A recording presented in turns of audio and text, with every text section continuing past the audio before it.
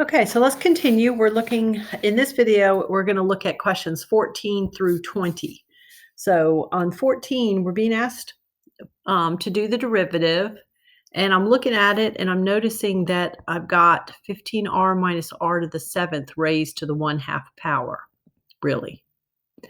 And I like to look at it that way so I can just use the power rule, but this is going to involve the chain rule as well, isn't it? So I'm going to do q prime at this point. So I'm going to do 1/2 times the 15r minus r to the 7th raised to the negative 1/2, but I have to do the derivative of the inside. So it's going to be 15 minus 7r raised to the 6th power. Okay, so not a whole lot here. I would probably just think of that like a fraction, and the 2 would be down here, and so would this raised to the positive 1/2 power, which brings it back to a radical, okay, underneath there. And then on top, I have the 15 minus 7r to the 6th. Okay, and all we wanted was the derivative, so I can just stop right there. So just make sure you did the derivative of the inside part. Did you do this piece right here? Okay. All right, same thing on 15, just getting the derivative. So I'm looking at that, and you got to be a little careful on these, but these are all on the same line, okay? So it's really going to have just a times here that I'm thinking about. So I'm going to do the 1d2 plus the 2d1. All right, so the first times the derivative of the second. And remember, the derivative of e to something is e to something. Oops, I'm not finished with it though, because I needed to do the derivative of the inside part. I wanted that all to be within the brackets. The derivative of negative 4x would be negative 4. Okay. Then I need to, so that's the first times the derivative of the second. Now I'm going to do the second function times the derivative of the first, which is just the 4. Okay. All right, so looking at that, let me show you what I got really. I have a negative 4e to the negative 4x times 1 plus 4x plus 4e to the negative 4x. Okay. So if I factor out the 4, if I factor this out right here from both of these, let's see what I would have. If I did bring that out, 4e to the negative 4x, what I would have left is a negative 1 times the 1 plus 4x plus all that would be there would be 1. Okay, so that would be negative 1 minus 4x plus 1 inside those brackets. And this is where the y prime started, okay? And then I just was simplifying. So that would be gone, and I'd have negative 4x times positive 4. So that would be negative 16x e to the negative 4x. Okay, so negative 16x e to the negative 4x. Yep. All right, a couple more. So number 16, got to use the chain rule on that one. So it's starting out with the outside function is cosine. So when you do the derivative of that, that's going to be negative sine. So I'm doing the derivative here of this. Okay, but then this part is really 10t plus 12 to the 1/2. So when I do the derivative of that, I'm going to have to multiply that by 1/2 times 10t plus 12 to the negative 1/2. Then I've got this inside part, so I'm going to do the derivative of that, and that's going to be 10. Okay, so I have a negative, a 1/2, and a 10. So that'll be negative 5. The sine square root of 10t plus 12 would be sitting there on top. And then see this 10t plus 12 to the negative 1/2 is actually going to be then down here with a square root on it. And be careful thinking that you can't cancel out those square roots of the 10t plus 12 because that's not sine being multiplied by that. That's function notation. So that square root of 10t plus 12 can't be pulled away from the sine. So that would be your final answer on that guy. Okay. All right, on 17, I've got to use the product rule and the chain rule. So I'm going to do first times the derivative of the second, which is 5 times the quantity 2t plus 5 to the fourth. Okay.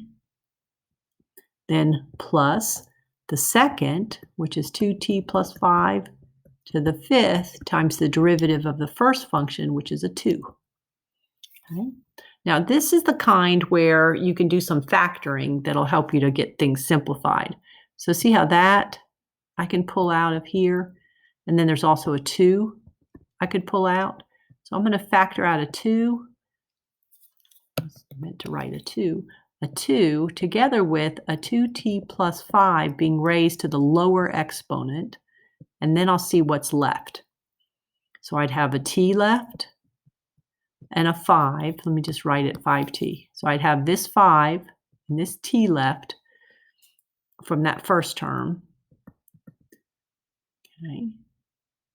Then here I'd have the 2 would have come out and 2t plus 5 to the fourth. So I'm just going to have one of these 2t plus 5s left.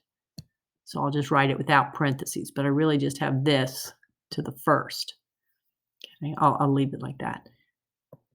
Okay, so this is going to be a 2t plus 5 to the fourth, and then 5t plus 2t is 7t plus 5.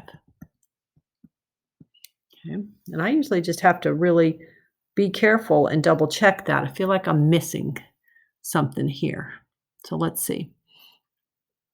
Let me do that one again. So I did first times the derivative of the second. So that was a 5, and then 2t plus 5 to the fourth. Oh, I didn't finish that part. Okay, I always like to go back and check because I have to make sure I didn't miss a little piece of it, and I did. So let's try that one again. So first times the derivative of the second. When I do the derivative of the second, I bring the 5 down, do 2t plus 5 to the fourth, but I also have to multiply it by the derivative of the inside. Okay, all of that's part of the derivative there. Okay, that was that part. Then plus the second times the derivative of the first, which is just 2. All right, so let me be real careful. Okay, yeah, I think that's good. All right, so I could do a little cleaning up before I factored out. That might help us, so let me do that also. For instance, this is all multiplying 2 times t times 5 times 2. So I could multiply that if I wanted. That would be 4 times 5 is 20t with the 2t plus 5 to the fourth. And then here, just put the 2 maybe in front with the 2t plus 5 to the fifth. That might make it a little easier to see what I'm factoring out. So I'm going to factor out a 2. I'm going to factor out 4 of the 2t plus 5s. 2t plus 5 to the fourth. And then what's left would be a 10t. And then what's left, 10t from there. And let's see, I factored out a 2. So what would be left from here is one of the 2t plus 5s. Okay. So that would wind up giving me a 2t plus 5 raised to the fourth. And then here I would have had a 12t plus 5. Okay. All right, so that's number 17. All right, let's look at number 18. 18 is just doing second derivative. So we start by doing the first.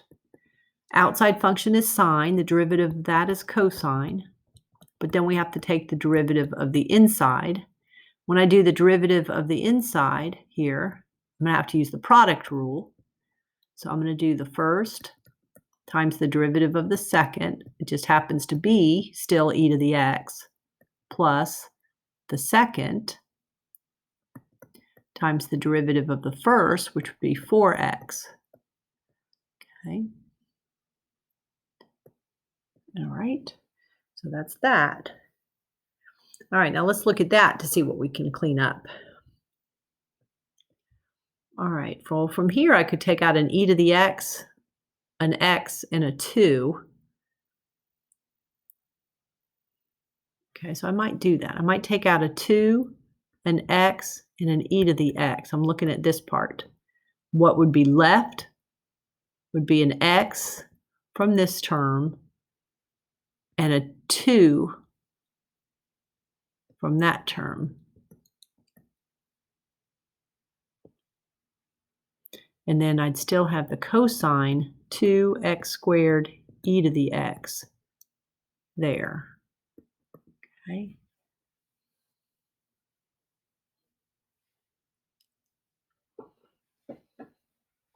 Okay. All right, and that is all times, and that would still be times. All right, I'm not through because I have to do a second derivative. So I got to thinking, since I'm going to be doing a second derivative on that one, I might want to, instead of doing that, since I forgot I had to do the second derivative, rather than factoring out, I may want to just distribute this and then take a look at what I've got. Okay, so let me do that instead, because I got to come in and do the second derivative. All right, so this would be, I'll put the 2x squared e to the x cosine 2x squared e to the x. And then let me distribute that cosine to this one. So I'd have the e to the x. I'd have the 4x e to the x with a cosine 2x squared e to the x. Yeah, I'm not sure. I was trying to decide what would be easiest when it came time to doing the derivative. So I'm not really sure. It might be easier just to do the product rule on these two as is. Just to do the derivative of the first, times the second and vice versa. I may do that. I may not distribute it. Okay, sorry. All right. So, and this is what happens when I do these problems is I try to think about how I want to get started, and then I try to think about, well, how can I make it the most efficient? And actually, I think I would rather not have to do the derivative of the cosine multiple times. So let me leave it the way it is, and let me just see that big product, that big multiplication right there. All right, so for y double prime, I would use the product rule. So I would do the first, then I've got to take the derivative of the second. And when I do the derivative of the second, I've got to do this piece and this piece.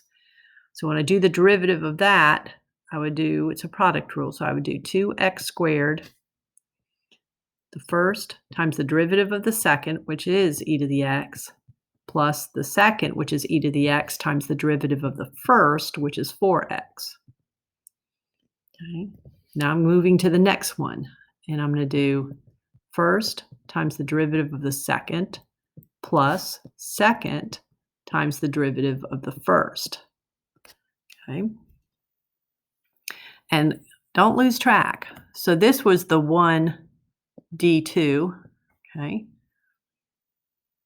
And then within the d2, I had to use the product rule. So this was the 1d2 plus 2d1. And then here I had to do the 1d2 plus 2d1. But I'm not through because I now have to do, this was the 1d2. Now I have to do the 2.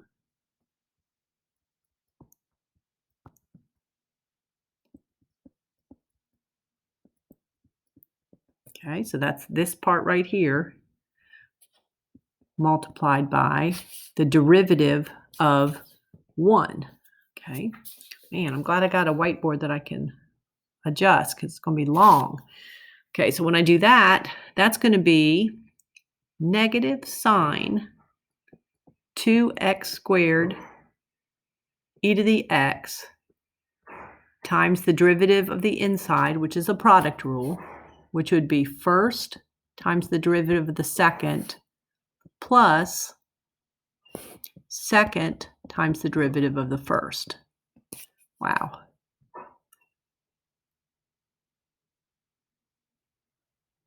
Okay, another bracket. All right. Okay, I'm crossing my fingers. I think I've got that mostly figured out. All right, let's see. Let's see if we can neaten it up a little bit.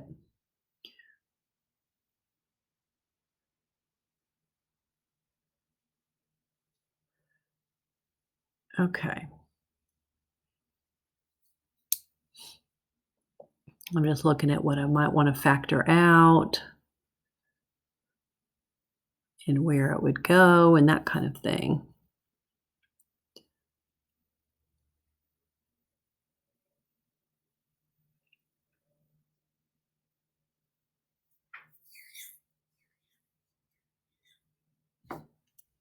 All right, let me just get things in order to take a look at. So this is cosine 2x squared e to the x.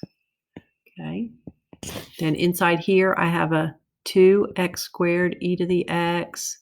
Here I have plus 4x e to the x. This is plus 4 e to the x. And this is also 4x e to the x. Okay.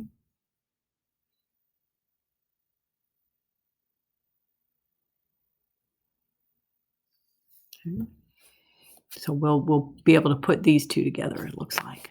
Okay. Then here, what's the best way to do this? I think I'll leave this for now, just get things in order. 2x squared e to the x plus 4x e to the x. And then this part, let me put the negative with maybe maybe this business here. So this would be negative, and I've got 2x squared e to the x minus 4x e to the x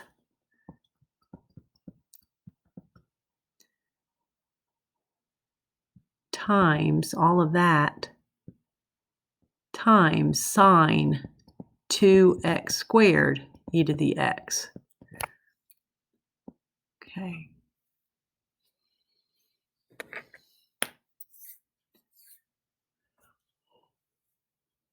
All right. Maybe.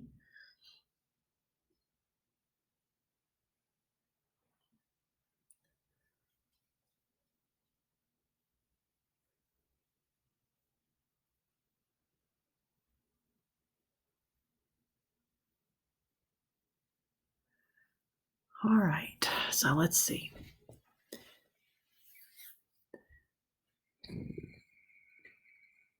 All right. So this one problem is taking a while.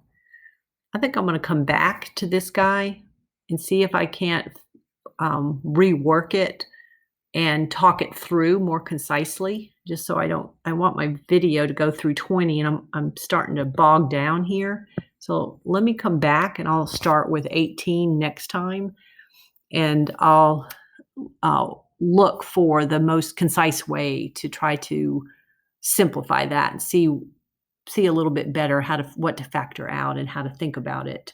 So we're not done with 18, but let's go ahead and finish up 19 and 20, and then let me get that video stopped before it gets to be too long, and then I'll come back to that one. All right, so on 19, we're being asked on that one to use implicit differentiation to find dy dx.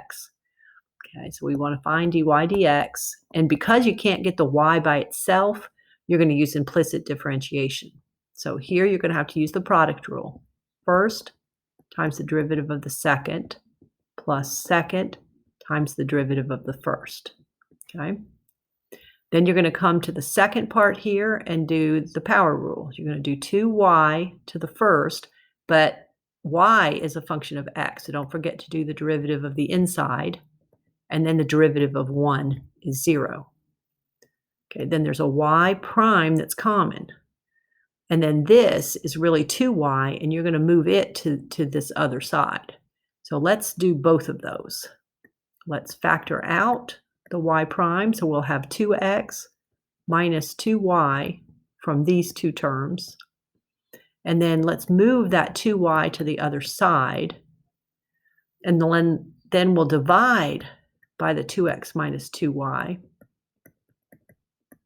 Okay, and that's going to give us a y prime equals, and here we could divide by 2 everywhere, and that'd be okay to leave it like that. Or if you wanted to, you could multiply on top by -1 and on the bottom by -1. And then sometimes when that happens, we flip those and say y minus x. So really in this is okay, or you might go to here, okay? So that's number 19. All right, now 20 has the x's and the y's there. Now on 20, you really could solve for y if you wanted to, but it said to use implicit differentiation, but you really could solve for y because you could factor out the y. You could take 5 pi. No, you can't. No, you can't. I take that back. That's got a cosine attached to it, so you can't get the y by itself. So we're just going to use implicit differentiation. So we're going to do the derivative of the first term here, and it's a product rule. So first derivative of the second plus second times the derivative of the first. Okay. All right, then you're going to go here, and it's not really a product rule because pi is not a variable. So it'll be minus pi times minus sine y, but you do have to take the derivative of the inside, which would be y prime. And then the derivative of 5 pi would be 0 because pi is not a variable. Okay.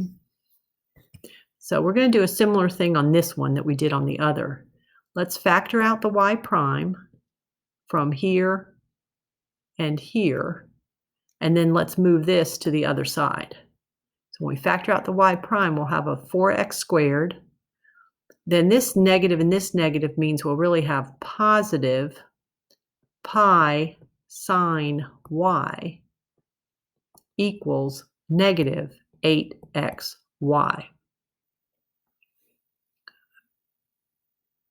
When I divide by the 4x squared plus pi sine y,